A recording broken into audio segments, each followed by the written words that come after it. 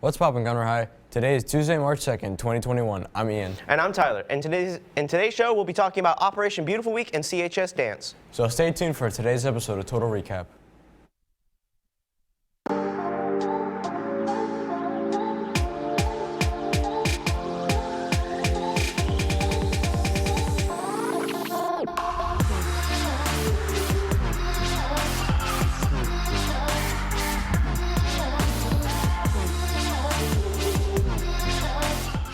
It's Operation Beautiful Week, which means that on Wednesday, wear camo to battle your insecurities. Thursday, dress up like a rock star.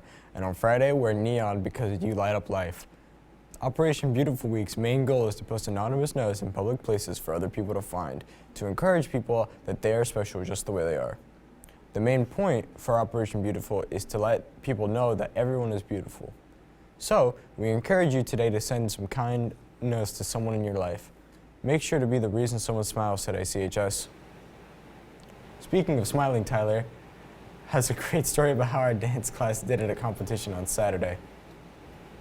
The dance department competed on Saturday, leaving the results for HS Large Ensembles being second runner-up Gigi Jazz and first runner-up Gigi Lyrica. Best in class for first place is the Millie Prop, and best in class team Jazz is first runner-up, along with the best in class team Palm being the first runner-up, with the grand champion team also being first runner-up, and the overall grand champion team is third place. Congratulations to all who competed and did so well. We will now take it to a quick commercial break.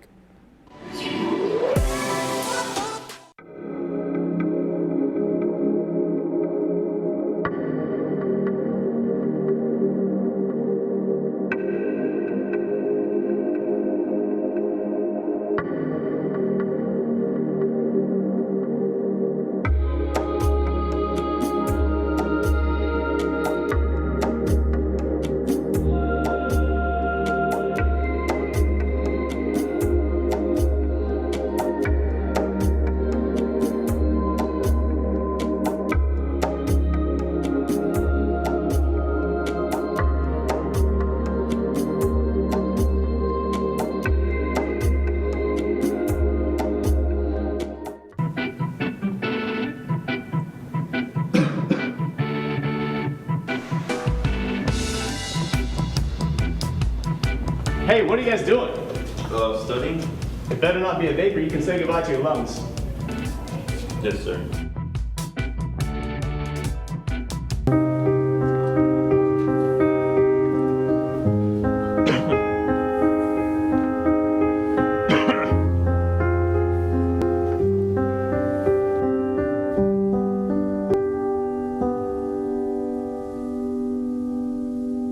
Don't drool, stay in school.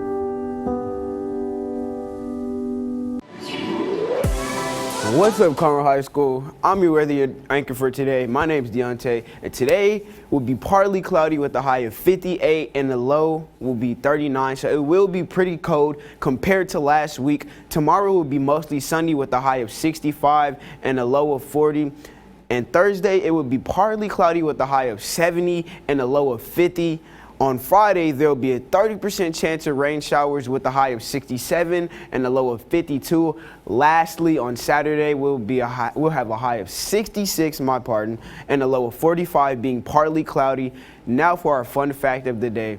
Did you know in the 2004 episode of Sesame Street, Cookie Monster revealed that before he started eating cookies, his name was Sid? And next up, we will have a soccer interview Tuesdays with Tiffany and a special StuCo interview. Welcome back, CHS. Today we got our varsity captain right here, Carlos Salinas. How you doing today, man? I'm good, bro. How about you? I'm doing great. All right, so with this first question, I'm gonna ask you, what is your biggest goal for this season? My biggest goal is just to have us be successful with the soccer program and make a really good playoff run like we did a few years ago. So, you know, speaking of goals, there has to be challenges in the way. There always is. What's the most challenging thing this season? For us, there's been lots of setbacks, but mainly it's we've been missing players like here and there. We never really had a game where we've had a full squad, so that's like the main one for us. You've been in soccer for a while, I'm pretty sure. So how long have you been in? Well, I've been playing since I was a little kid, since I was like 4 or 5. It's mainly a family thing, so it just runs down the family. So since it was like a family thing, were they the ones or like the ones who got you into soccer, or you just wanted to just start from? Yeah, my family they would like watch soccer games at my grandma's house, and my tios would play, and I would just be inspired by them to just keep holding the tradition. Back to, challenges and setbacks, how big has COVID impacted this season? Thankfully, it hasn't impacted us that bad as compared to how it could be. We've only had like 2 players quarantined, so it's not as bad as it could be. It's not impacting you that much, but what keeps you motivated throughout this whole entire season? What keeps me motivated is our success last season. We finished on our last game before the COVID outbreak. We beat the Woodlands, so we just want to build off of that and just keep getting better from that. You said you beat the Woodlands. What are you looking forward to this season? I'm not really focused on beating anyone specifically. I just want us to be successful and make it far in playoffs, like I said. I'm pretty sure y'all will make playoffs. Y'all have a good setup. What would you like to say to your dedicated fans who come out to support you every single game? Just to always be loud. Their reactions and hype makes us hype, and it carries on and it transfers energy to us, and we just get better from it. All right, well, y'all hear that CHS is their captain, Carlos Salinas, so make sure y'all popping out at every game that they have, supporting them, and let's hope we make it to playoffs. We got it this season. Yes, sir. Hello and welcome again to Tuesdays with Tiffany. All right, this Tuesday, my words of encouragement are, if you're ever going to evolve or grow, you have to change your way of thinking. Yeah, I'm talking about your thinking. You have to change the way you think. And I know you're asking, hey, what do you mean by that? Glad you asked. Let me tell you what I mean. Instead of saying, I know I can, change that to, I know I will. Instead of saying, oh, this is way too hard, change that to, oh, I'm up for that challenge. Also, instead of focusing on, oh yeah, I'm gonna get them, focus on me, you, what you're going to do. That's part of becoming who you want to be in your thinking. Your thoughts control you. I want you to always remember, sometimes in your thinking, you have to be your biggest fan. You have to be your biggest supporter. You have to be your biggest advocator, because all the time, you might not have somebody there for you. But just know, if you're for yourself, you're more than anybody else that could come through and help you out. So, when you change your thinking, it changes how you talk. It changes how you walk. And it also will change how you move. And once you change how you walk, you talk, and you move, you start to elevate, you start to go higher, you start to go up and up and up, and then you'll be stuck. Thank you for tuning in to Tuesdays with Tiffany, and I'll see you guys next week. We're here with StuCo member Yuliza, and we're here to ask her a few questions. What is dating violence?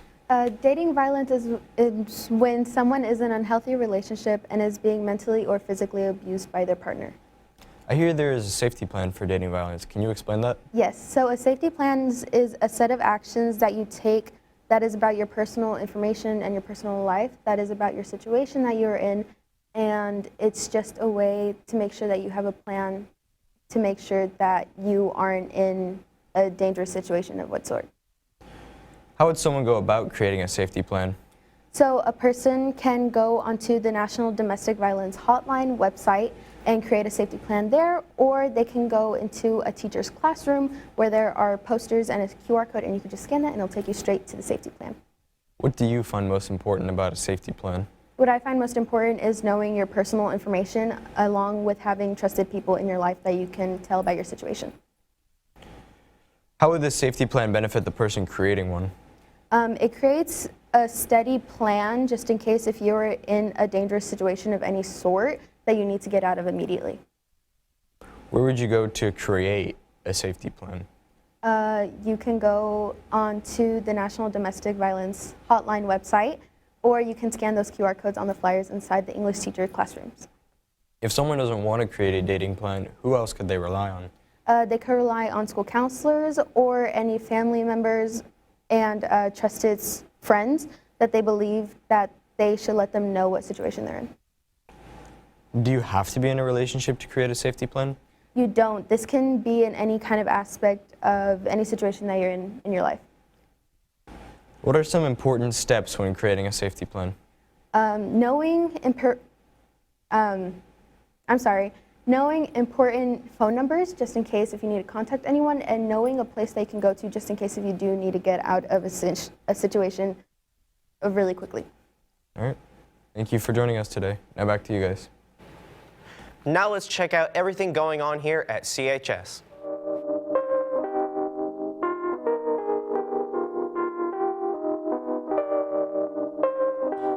Operation Beautiful Week is this week. Wednesday, battle your insecurities and wear camo. Thursday, you're a rock star. And Friday, wear neon because you light up life. Imagine Light will be here Thursday, March 4th to take optional cap and gown pictures in the auditorium. Caps and gowns will be provided and sanitized after every use. Order forms will be distributed soon, and seniors will be called down in the afternoon by Alpha. Senior Isela Sarmiento is Conroe High School's first winner of a National English Honor Society Flash Fiction Challenge. This is an international competition, and Isela's entry was selected out of hundreds of entries from around the world. Make sure to congratulate her the next time you see her. We wanted to say a big congrats to this week's Teacher of the Week, Mr. Brad Reese. He was nominated by Gabby Guerrero.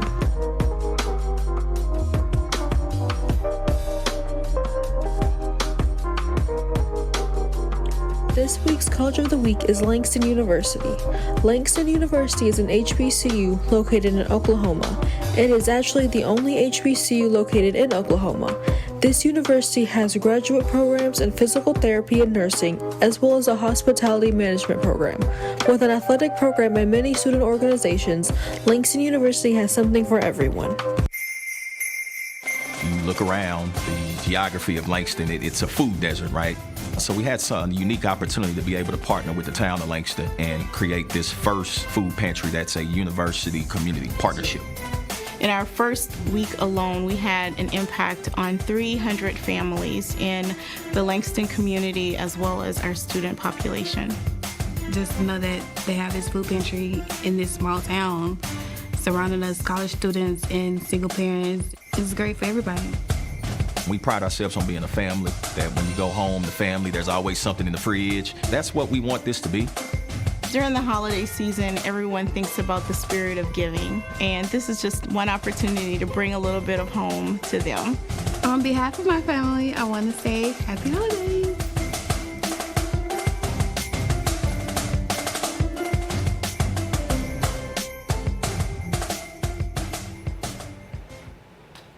For Black History Month, KTIG would like to honor the Black activists that strive to make a change for future generations. Today, we would like to recognize Whitney Young, Jr. Young was an American civil rights activist and leader. Training as a social worker, he spent a good chunk of his career fighting to end employment discrimination in the workplace.